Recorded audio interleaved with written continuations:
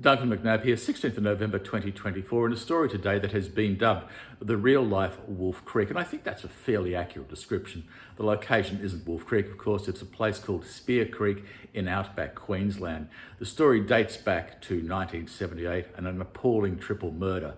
Now, 40 years later, police believed they'd actually caught someone for that murder, but the case collapsed in July 2023. All charges were withdrawn against this gentleman who throughout all of this protested his innocence, and the case is now awaiting perhaps a coronial inquest finally. We don't know, and the Queensland Justice Authorities aren't too talkative at the moment. I'll go to a bit more detail about that shortly, but firstly a thumbnail sketch of the case. Now, the case involves three young travellers. Tim Thompson, aged 31 at the time of this murder, his girlfriend Karen Edwards, who was 23, and Tim's close mate, old family friends for years, Gordon Twaddle, who was then 23 years old as well. Now, the two blokes were from just outside Dunedin in New Zealand. They had been living and working at a place called the Hermannsburg Mission, which is about 120 k's west of Alice Springs in the Northern Territory, a very remote part of the world. Tim was working there as a teacher and Gordon was working as a pastry chef at the mission. Go back to late September 19, and before I go on, the other protagonist in this is a chap called Bruce Preston. Now, Bruce Preston is now giving 70 a nudge. Mr. Preston was a Mount Isa resident at the time this was happening, although he says he wasn't in town at the time. Where it gets intriguing is Mr. Preston left Mount Isa, was in the army for quite some time, and then joined the New South Wales Corrective Services and spent a long career as a prison officer in New South Wales. He completed his tour of duty before retirement at the Goulburn Supermax prison. This is where the worst of the worst prisoners in New South Wales and probably Australia are housed. It's full of people like major drug dealers, major gang killers, serial killers like the appalling Ivan Milat when he was still with us, and terrorists. It is a frightful place full of incredibly dangerous people behind bars. It was Mr. Preston's lot in life was to make sure they stayed behind bars. These are the players in this case. Now, going back to September 1978, Karen Edwards travelled from Melbourne, where she was living and she was working, she was a student at the time. She travelled up there to catch up with Tim Thompson, her boyfriend, and she, Tim and Gordon and Tim's dog Tristy, a little Doberman pup at the time, were planning on travelling from Hermannsburg across the top end to the Queensland coast, down the Queensland coast, stopping at the Gold Coast for a little while to meet up with Gordon's brother John, and then drive down the coast on their bikes to Melbourne, getting to Melbourne around about Christmas time. Now, the two young blokes were mad keen bike enthusiasts. Gordon had a top-of-the-line Suzuki GS, and Tim had a fairly new BMW motorcycle, bright red in colour, and with a sidecar for the dog Tristy. Now, these three people and the dog travelling across Australia would have been quite conspicuous. They left Hermannsburg around about the 2nd of October 1978. They travelled due east at a place called Devil's Marbles, which I think has a roadhouse and some large bits of rock, basically, that resemble marbles, I presume. This is on the Queensland Northern Territory border. They were seen there chatting or spending a bit of time with another young bloke, a cyclist who had a Honda. Not much more description about that. The three then, and Tristy of course, then travelled across to Mount Isa and stopped on the 4th of October 1978 at a place called the Mundara Caravan Park, where they set up camp for a couple of days. Now, shortly after they arrived, people saw that a brownish coloured late model Land Cruiser, Toyota Land Cruiser, came to where they were. A young chap got out of the Land Cruiser and was seen chatting to them. He then drove off. Now, witnesses also say that that same Land Cruiser and same chap came back the next day. Tim, Karen and Gordon hopped on board and drove off. They'd left Tristy at the campsite, so you can reasonably presume from that they weren't planning on being away for more than an hour or so. But this was the last time any witnesses saw these people alive. The three young people disappeared from the campsite. The next day, the same Land Cruiser came back, picked up all their goods and chattels and drove off. Now, this is on about the 4th of October. Now, in late October, and I suppose this is the point here too, young people travelling in those days didn't have benefits of mobile phones. So keeping in contact with family members was difficult. Occasional phone box if you could find one working, or a letter, or perhaps a postcard or something or other. Very different world. In late October 1978, about 2-3 weeks after they were last seen at the caravan park in Mundara Caravan Park, a young bloke and his girlfriend were out walking their greyhounds at a place called Spear Creek. Now, Spear Creek is 12 k's east of Mount Isa. It's on the Barkly Highway, which soon becomes the Flinders Highway.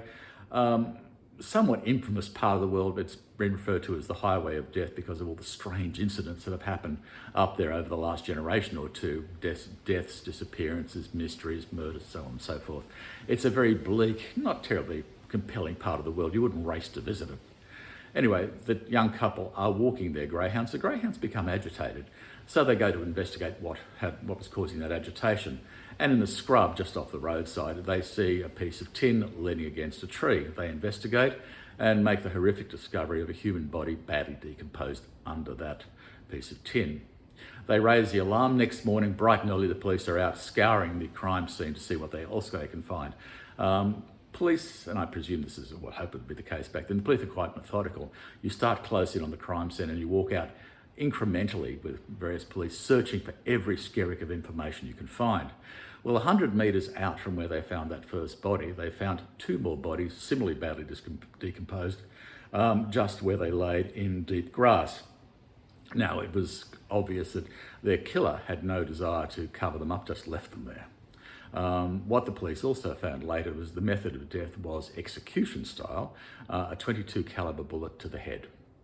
Whoever had done this was, in my view, and this is supposition on my part, either very experienced, very lucky, or somewhere in between, because overpowering one person and murdering them is potentially a complex task. Overpowering three sensible, fit adults is a bit of a challenge. So that person may have had a hell of a lot of luck, some practice or training perhaps, or, and this is purely speculation, maybe there was someone also giving them a hand. We don't know. What the police also found at the crime scene was that the bodies were still fully clothed, that most of their ID had been removed, things like wallets, driver's licenses and so on. But one of them had inadvertently, by the look of it, left a watch on that body's arm. Now that watch would become very, very useful shortly. What they also noticed at the scene, or what they didn't notice, and crime scenes are intriguing, not only for what you can find, but what you would expect to find, but don't. The person who had committed the murders had picked up the brass casings from the bullets. Now, again, this shows someone who's thought the crime out. They haven't left the first part of the forensic trail, which is a shell casing which has indentations on it, which can help to ballistically match those shell casings to a murder weapon, should police find one. Someone's either very astute, very well read, or very smart, but which makes you wonder a little bit more about this weird case. Now, it took some time, given the level of decomposition, to identify who these people were.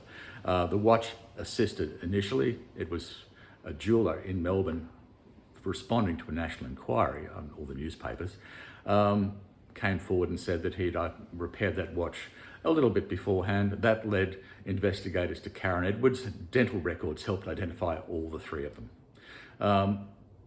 The investigation was significant. Teams flew in from Brisbane and so on, as you would expect in a major case like this. Very early on in the case, they hauled in a bloke called Bruce Preston. As I mentioned earlier, Mr. Preston was investigated thoroughly about his potential role in the case, and police found that his alibis were satisfactory and he ceased to become a suspect. Now, the reason they hauled Bruce Preston in is a couple of weeks after the bodies had been found, Mr. Preston was actually seen riding Tim's bike. Now, he gave a story that police accepted, and it was in mid-October or sometime, he'd seen two blokes trying to start the bright red BMW. He'd gone up to them, purported to have known the owner and asked him what the heck they were doing. They've run off, and he's decided, being a bike enthusiast, rather than hand the bike over to the police, that he'd keep it for himself and ride it round. this was accepted. He pleaded guilty straight away, was fined $300, and that was the end of the story. Police were satisfied that Mr. Preston's denials of being involved in the murder were accurate, and they couldn't place him anywhere near it. He ceased to be a suspect. But the case didn't have much luck, unfortunately. Police initially looked at the potential that a travelling serial killer who had murdered a bloke called John Teselatus on the other side of the country in the Kimberley in a similar method in about July of 1978 may have also been responsible. Was there some dreadful person touring the top end, murdering people at random? No evidence to support that after they dug into it quite deeply. They also thought, and there's a bit of information coming through, that a chap we later became infamous in Australia, a bloke called Reginald Arthurall, now known as Regina Arthurall, may have also been responsible for the murders, but that was too dismissed. No evidence whatsoever. A reward also failed to generate any more interest. The case simply became a cold case like so many do, another unsolved murder in Australia's outback. Now in 2018, 40 years after the murders, police were reviewing the files. The media also got interested, as these anniversaries do, and the police reinvestigated very, very thoroughly and came to the view that they had reasonable cause to suspect that Mr. Preston may be the person responsible. Reasonable cause is the barrier or the hurdle police have to get over between letting someone go and arresting them. Mr. Preston was arrested and he spent, I think about 6 to 9 months in prison on remand before he was finally given bail. Now at that bail hearing, this is about 2019-2020, at that bail hearing, the judge agreed with Mr. Preston's lawyer that the evidence against his client had been, quote, and I use a quote here, exaggerated, and that there were some obvious issues with the identification by various witnesses. Simply, Mr. Preston did not look like the person the witnesses had seen. The case was problematic at that stage by the look of it. Now, the pandemic arrives, trials slow down. Mr. Preston is due to face trial. Fortunately for him, he's out on bail at this stage and has gone back to Goulburn, where he was living in New South Wales. He is out of prison, and just pause here for a moment just to remember that a senior prison officer or a senior police officer, well, the same deal. If a police officer or a prison officer goes back into prison on this side, on the other side of the bars, they are incredibly vulnerable. It is an incredibly dangerous place for them to be. So I think Mr. Preston would have been incredibly relieved to finally be granted bail. Now, this year he's on bail. The trial was originally scheduled for February 2023. That was kicked into touch. Again, it was scheduled for April 2023. Again, this is kicked into touch until mid-July 2023. The families of the victims at that stage were aware that the trial was going to head. They'd been reassured everything was going quite nicely. They'd actually travelled to Brisbane for the trial. And literally a couple of days before the start date, they got appalling news that the Director of Public Prosecutions had decided to withdraw all charges against Mr. Preston. The case had ceased. Now, at this stage, I have to reiterate, Mr. Preston had always pleaded not guilty, had always denied any responsibility and was doing so, hence he was going to trial. Now, the family were utterly bewildered, poleaxed by what had happened. I've spoken to some police contacts as well, and the investigating officers were also substantially astounded about this last minute destruction of the case that they'd put together. Everyone got a terrible, terrible shock.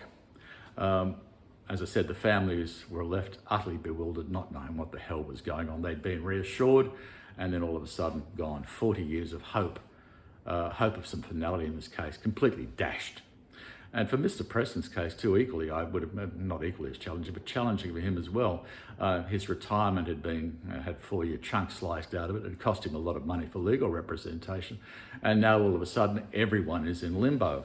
A ray of hope came forward shortly after, and just before I go on, the judge, when dismissing the charges on the application of the Director of Public Prosecutions, noted, probably very kindly I would imagine, that there was obviously a large problem with communication between police and Director of Public Prosecutions.